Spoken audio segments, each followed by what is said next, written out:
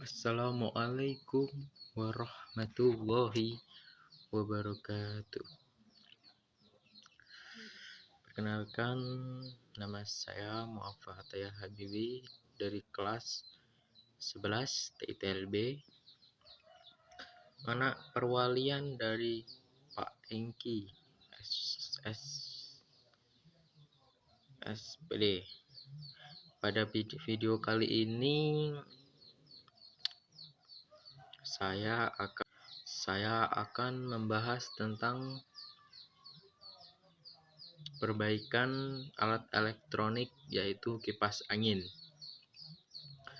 Tujuan dari video ini adalah untuk menjelaskan cara memperbaiki kipas angin yang rusak serta macam-macam kerusakan yang terjadi pada kipas angin. Baik teman-teman, simak video berikut. Nah, untuk materi yang kedua ini saya ingin menyampaikan macam-macam kerusakan pada kipas angin. Saya akan menjelaskannya ya teman-teman. Bagi teman-teman yang menanyakan kenapa saya di dapur, ini dapur kakek saya ya, dikarenakan rumah saya rame-rame karena kemarin habis hajatan adik saya rendang. Nah, oke, lanjut. Nah, untuk yang pertama tuh kabel putus ya kerusakannya. Nah, biasanya kipas tidak menyala sama sekali kalau kabel putus tuh. Cara melihat atau cara biar tahu kalau putus enggak tuh, periksa kabel dari colokan ke dalam kipas. Kalau ada yang terkelupas atau putus, itu bisa jadi penyebabnya. Nah, saklar atau tombol yang rusak itu juga termasuk kerusakan dalam kipas. Saklar berfungsi untuk mengatur kecepatan kipas. Kalau rusak, kipas tidak bisa diatur kecepatannya. Nah, nanti cuman kalau enggak muter-muter doang atau malah nggak bisa muter, bisa jadi kan rusak. Nah, bahkan bisa tidak menyala sama sekali itu enggak. Nah, yang selanjutnya tuh kapasitornya rusak atau sudah lemah. Kalau kipas hanya berdengung tapi baling-balingnya tidak berputar, biasanya penyebabnya kapasitor. Maaf ya teman-teman kalau agak kecil-kecil, mbak saya lagi tidur jadi nggak boleh keras. Nah, yang keempat tuh ada motor atau dinamo kipas rusak. Motor ini bagian utama yang membuat baling-baling berputar. Kalau motor rusak, kipas tidak akan berfungsi meski kabel dan saklar masih bagus. Baling-balingnya longgar atau patah. Kalau kipas bergetar kuat atau bersuara bising saat berputar, biasanya karena baling-baling longgar, tidak seimbang atau patah. Nah, jadi itulah teman-teman beberapa kerusakan yang sering terjadi kepada kipas. Kalau ada yang mau nengok fotonya, bisa cari di Google aja ya. Enggak kok, namanya aja. Yang mau nengok fotonya ada di sini.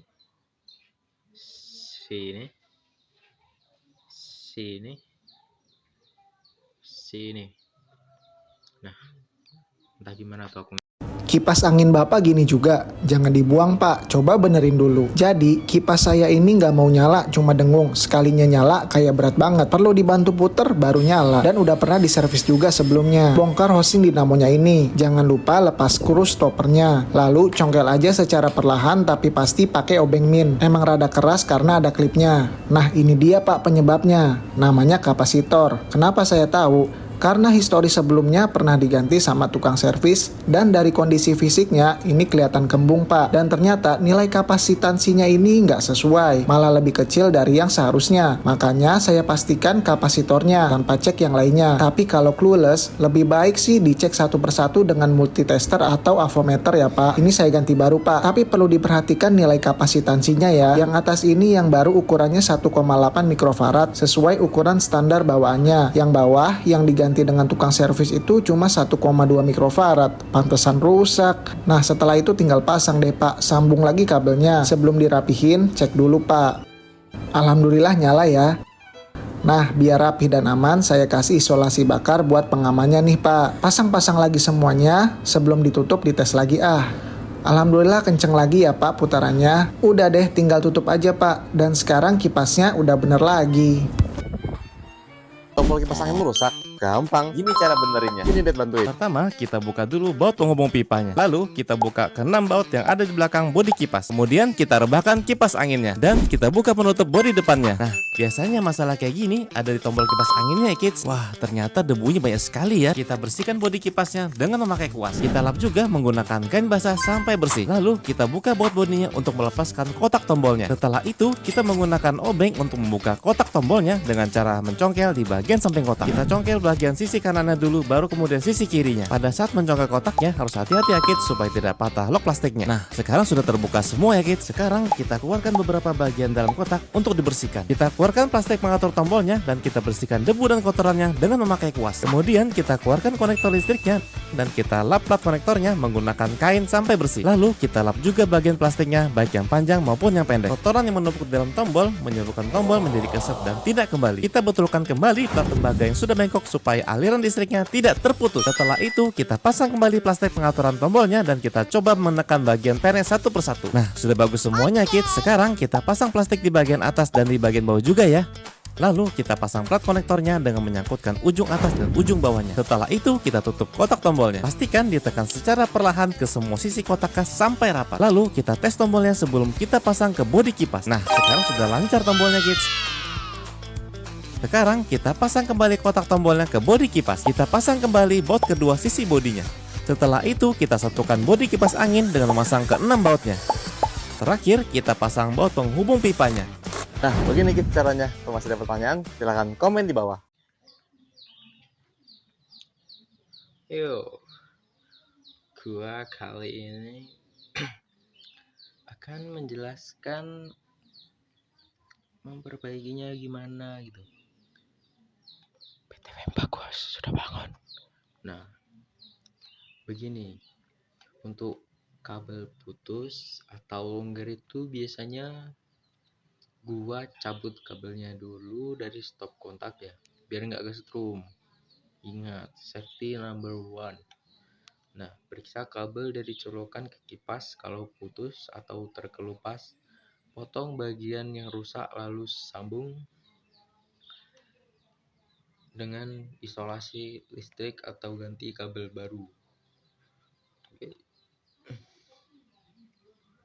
Untuk saklar atau tombol yang rusak, buka bagian belakang kipas pakai obeng, lepas saklar lama, lalu pasang saklar baru sesuai posisi kabel sebelumnya.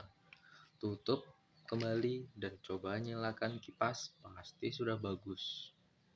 Kalau gua sih gitu. Nah, untuk yang kapasitornya rusak atau lemah, nah, ini kalau kipas cuma berdengung tapi nggak berputar, nah itu pasti itu di kapasitornya.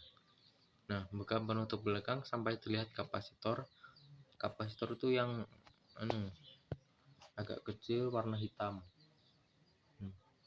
Nah, lepas kapasitor lama dan ganti kapasitor baru dengan ukuran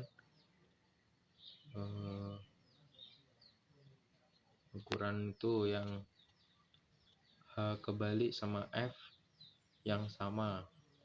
Pasang kembali dan nyalakan. Nah,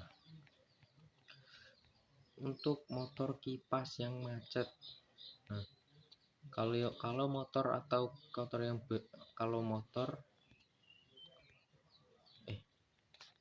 Kalau motor kotor atau berdebu, bersihkan bagian dalamnya dan beri sedikit pelumas di porosnya. Kalau tetap tidak berputar, kemungkinan kumparannya terbakar dan harus dibawa ke tukang servis. Oke, lanjut. Nah, baling-balingnya longgar atau patah. Lepas baling-baling, bersihkan lalu pasang kembali dengan posisi yang kuat dan seimbang. Kalau patah, ganti dengan yang baru. Nah, teman-teman, tapi kalau cuman kayak gini doang, kalian pasti nggak paham. Pastikan. Nah, mari kita simak video dari abang-abang berikut. Oke, siap.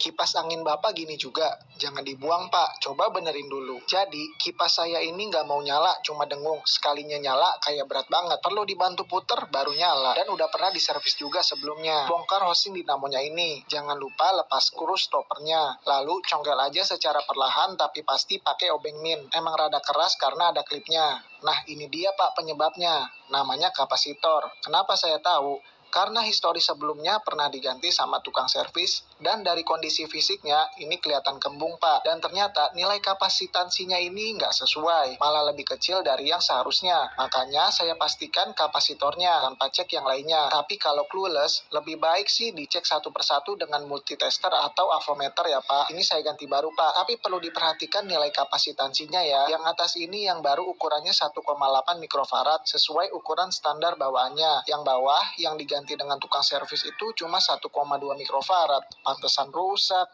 Nah, setelah itu tinggal pasang deh Pak. Sambung lagi kabelnya. Sebelum dirapihin, cek dulu Pak. Alhamdulillah nyala ya.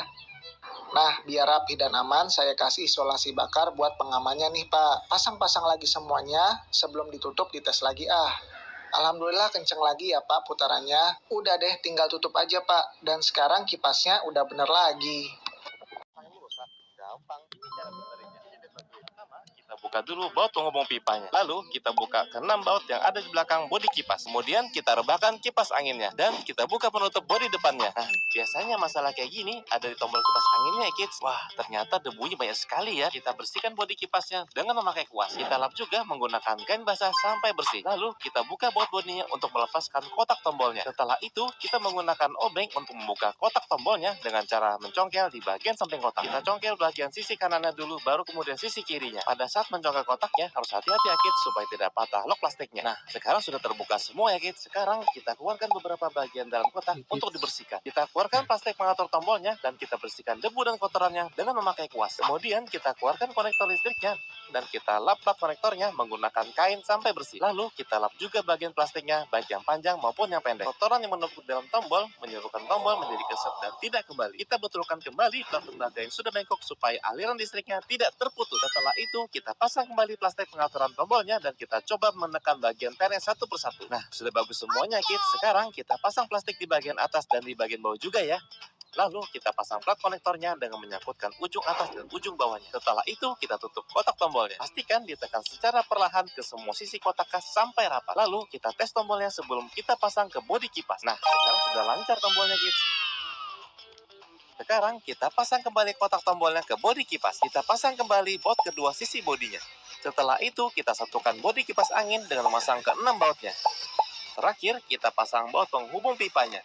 Nah, begini kids caranya. Kalau masih ada pertanyaan, silahkan komen di bawah. Udah. Oke, teman-teman.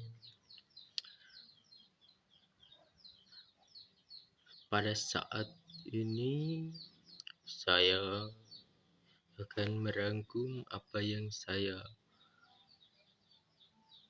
jelaskan pada teman-teman tentang kipas angin, cara memperbaiki kerusakannya. Nah, saya akan merangkumnya ya teman-teman.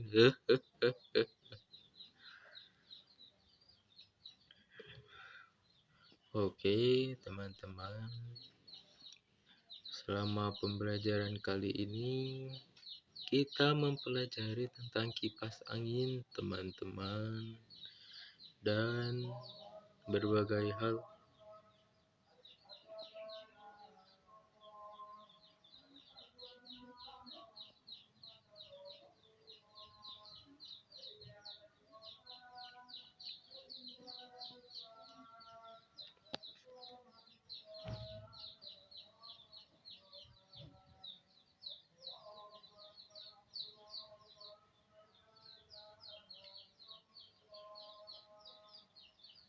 Tadi koma ya teman-teman. Tadi sampai mana teman-teman? Tentang kipas angin dan berbagai hal yang berhubungan dengannya ya. Kipas angin adalah alat elektronik yang membantu menyejukkan ruangan dengan cara memutar baling-baling untuk mengalirkan udara. Namun seperti alat lainnya, kipas angin juga bisa mengalami berbagai kerusakan teman-teman. Beberapa kerusakan sering terjadi antara lain kabel putus teman-teman, saklar rusak teman-teman, kapasitor lemah, motor macet atau baling-baling yang kotor teman-teman. Semua itu bisa menyebabkan kipas tidak bisa menyala, berputar pelan atau bahkan mati total teman-teman. Nah, tadi nengok kan untuk memperbaikinya gimana? Untuk memperbaikinya, kita bisa melakukan beberapa langkah sederhana, misalnya memeriksa dan mengganti kabel jika ada yang putus, mengganti saklar bila rusak, atau mengganti kapasitor ketika kipas berputar lambat. Selain itu, bersihkan debu pada baling-baling dan membeli pelumas pada as motor ya teman-teman. Nah, itu juga bisa membuat kipas kembali bekerja menjadi baik. Nah, dari pembelajaran ini kita tahu bahwa perawatan rutin sangat penting teman-teman agar kipas angin tetap awet dan tidak mudah rusak ya teman-teman. Siapa yang mau sepeda angkat tangan teman-teman? Oke teman-teman. Yo, kali ini gua mau memberikan saran kepada Lulang cara tips dan saran perawatan kipas angin ya teman-teman, agar kipas angin tetap awet dan bisa digunakan dalam waktu lama. Tentu kita harus merawatnya dengan baik teman-teman. Lu harus merawat ya teman-teman biar bagus. Salah satu cara yang paling sederhananya membersihkan kipas secara rutin.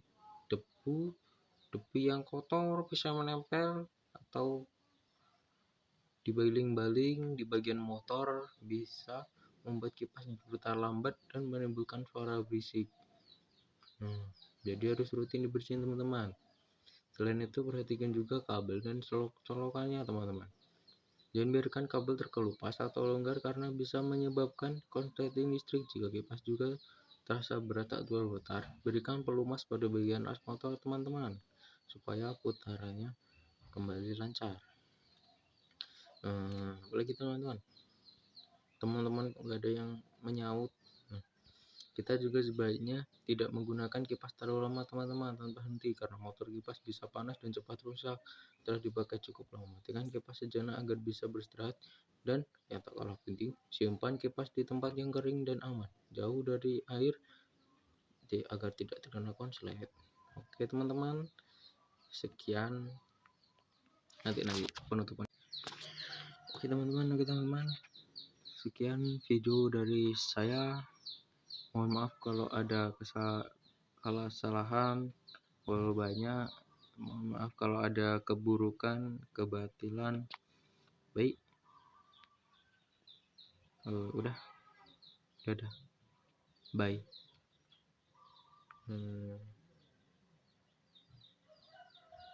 Bye.